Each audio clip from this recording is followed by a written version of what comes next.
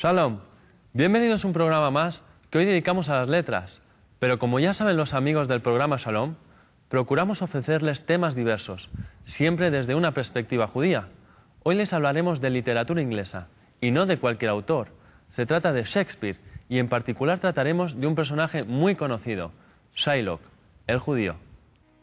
Shylock, aunque yo no preste, ni tome dinero prestado, a cambio de recibir o dar más de lo prestado o tomado, dejaré por esta vez mis hábitos para ayudar a mi buen amigo Bassan.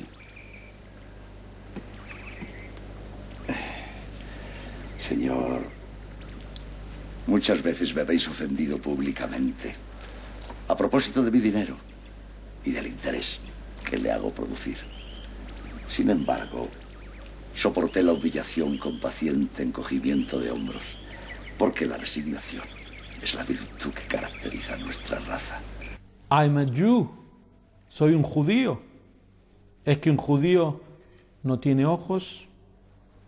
¿Es que un judío no tiene manos, órganos, proporciones, sentidos, afectos, pasiones? ¿Es que no está nutrido de los mismos alimentos, herido por las mismas armas, sujeto a las mismas enfermedades, curado por los mismos medios, calentado y enfriado por el mismo verano y por el mismo invierno que un cristiano? Si nos pincháis, ¿no sangramos? Si nos hacéis cosquillas, ¿no nos reímos? Si nos envenenáis, ¿no nos morimos? Y si nos ultrajáis, ¿no nos vengaremos? William Shakespeare y El mercader de Venecia, de 1596. Los párrafos que acabo de leer pueden ser la obra de un individuo que albergara algún tipo de hostilidad contra los judíos. Este tercer acto, celebérrimo como es el comienzo de la humanización de los judíos en las letras inglesas. Surgen de este libro, que fue mucho más popular que otras obras de Shakespeare, mejores, más dramáticas, más equilibradas, y sin embargo él prevalecía en su popularidad. Se puede preguntar, decía, primero, ¿Shakespeare era un conocedor de la Biblia hebrea? Parecería que sí, porque aquí cita varias veces versículos que no son muy fáciles de citar. Y hay ya una literatura escrita al respecto. ¿Cuánto sabía Shakespeare de la Biblia? Hay quienes dirán, era un erudito, un biblista, y otros que dirán, no sabía más que el hombre inglés medio que había escuchado atentamente citar versículos. Los ingleses son un pueblo que en su historia tuvieron un vínculo muy particular y afectivo con la Biblia hebrea. Pero la pregunta fundamental no es esa, sino ¿qué motiva a un hombre a crear un arquetipo, un estereotipo como este del judío, cuando en rigor ocurre una historia sorprendente?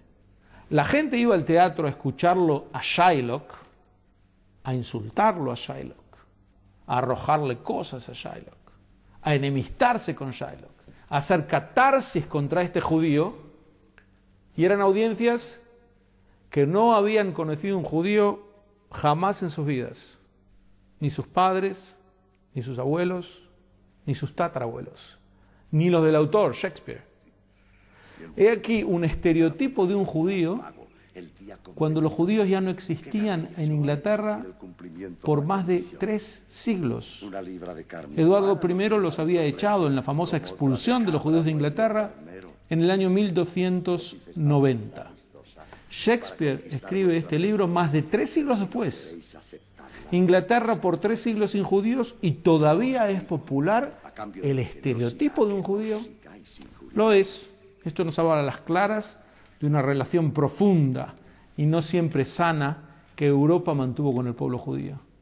Pero además nos habla de un individuo que quiere traer un estereotipo del judío, pero esta vez no para diabolizarlo, sino para plantear un claroscuro, un ser humano con virtudes y defectos, como es Shylock en la presentación del mercader de Venecia. Quienes dicen que esta es una obra típicamente judeofóbica se focalizan, a mi juicio erróneamente, en el hecho de que, primero, Shylock casi no es mencionado por su nombre. Se refieren a él permanentemente como el judío. Peor aún, a veces el perro judío. Gobo, su siervo, a veces lo llama el diablo.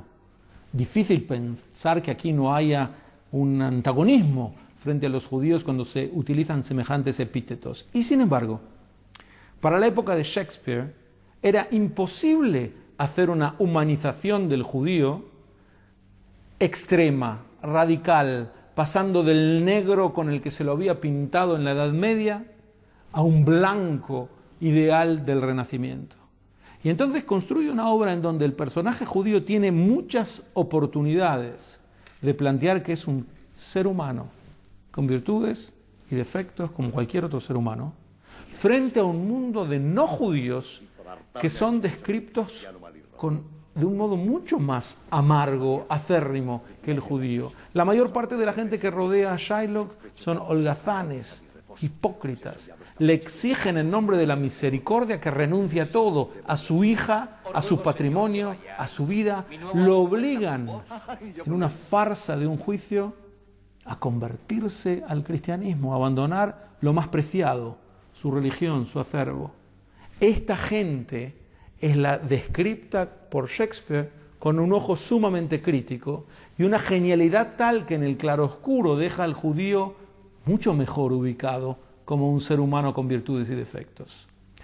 Pero una de las cuestiones que hicieron que se conociera mal la obra como el producto de una pluma judeofóbica fue un actor. Los actores fueron los que obraron y transformaron a Shylock de ser un judío que reclamaba lo suyo en ser casi la encarnación del mal. Porque no era lo mismo leer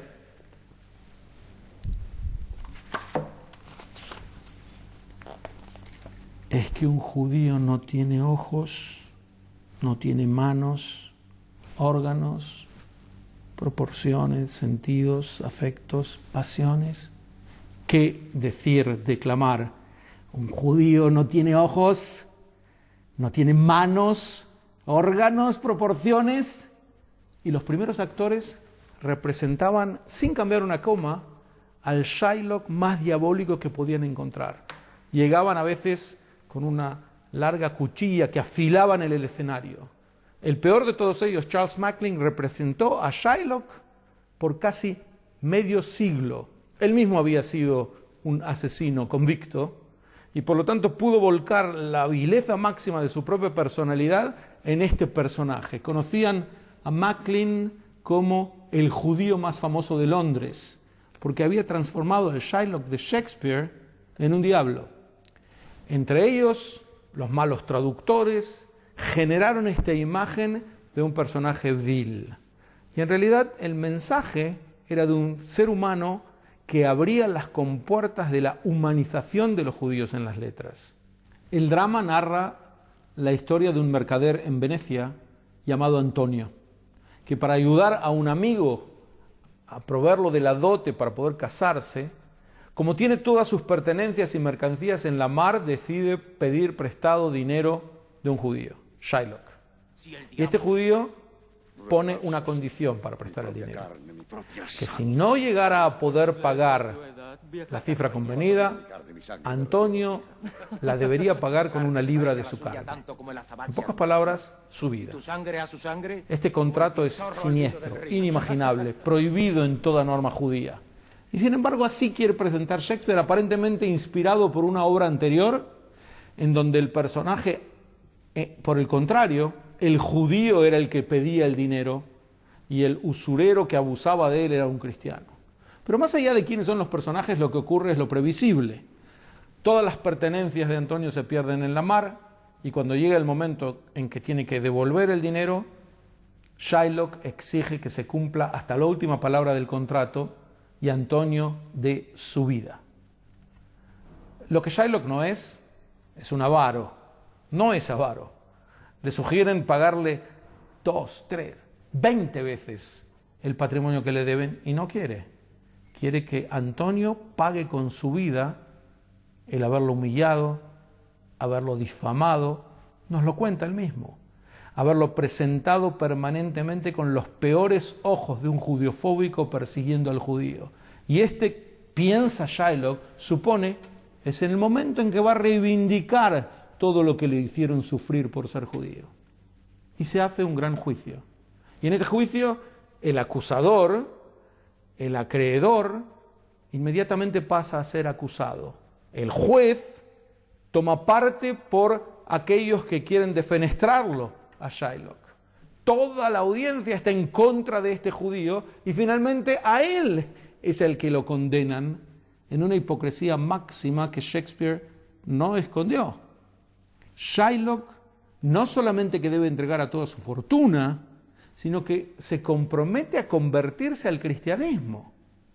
Shakespeare entendía lo que estaba escribiendo en este absurdo desenlace en donde quien viene a reclamar lo que le deben es obligado a abandonar su religión. Y finalmente se va y aparece el quinto acto. El cuarto es el del juicio. El tercero es el de la humanización. El segundo fue el de la demonización del judío. Y el quinto acto es sumamente sugestivo, porque todas las parejas que estaban por casarse finalmente pueden hacerlo, festejan, celebran, viven en paz, y Shylock ya no está. Ha desaparecido de escena. En el último cuadro, la ausencia de Shylock es sumamente elocuente. Shakespeare nos dice: la Europa de su tiempo tenía una sola forma de tolerar al judío. Era cuando éste no estuviera, cuando desapareciera de escena. En ese momento, ahí todos pueden estar felices y cantar. La crítica no es contra el personaje judío del drama. La crítica es contra la sociedad intolerante que lo albergaba, pero no podía aceptar la presencia de un judío en su seno. Hay quien sostiene que Shakespeare, con su obra El mercader de Venecia, vino a responder a quien era su gran competidor, su némesis, Christopher Marlowe, que unos pocos años antes había escrito The Jew of Malta, El judío de Malta. Esta es una obra maniquea, blanco-negro. En la obra de Marlowe, todos los no judíos son gente fantástica, amable, querible, maja. El judío de esa obra es un hombre vil, brutal, perseguidor, hipócrita, violento, que se jacta de su vileza. Shakespeare vino a humanizar al judío respondiendo a esa obra. Es una posibilidad. De lo que no cabe duda es de las consecuencias que trae el mercader de Venecia. Se abren por primera vez las compuertas de presentar a judíos no de manera maniquea en las letras, sino con toda la bondad que puede caracterizarlos y con sus propios errores. Muchas obras a partir de entonces se destacan por ello. The Jew, Richard Cumberland, El judío, en donde el judío Shiva pasa a ser el querible protagonista. Y obras más conocidas, como Ivanhoe, de Walter Scott. Aquí los verdaderos protagonistas, los más queribles de la novela, son Isaac, su hija Rebeca. Ellos, que se asumen como judíos, pasan a presentar una nueva cara del pueblo judío en la conciencia europea. Y por lo tanto, a pesar de que algunos directores de cine y algunos traductores y algunos actores intentaron en el pasado tratar de hacer de Shakespeare un judeófobo y tratar de ensuciar nuevamente al pueblo judío, esta obra trajo lo contrario, una humanización constante que permite que en las letras inglesas a posteriori se entendiera por primera vez al judío como un ser humano querible, con virtudes, con defectos, miembro de nuestra única raza, la raza humana. Los actores fueron cambiando, no se quedaron con el estereotipo de Macklin. Y a partir de 1878, Henry Irving transforma al personaje. Habla con un tono sensible, humano, que despertaba la empatía de la audiencia y no su enemistad.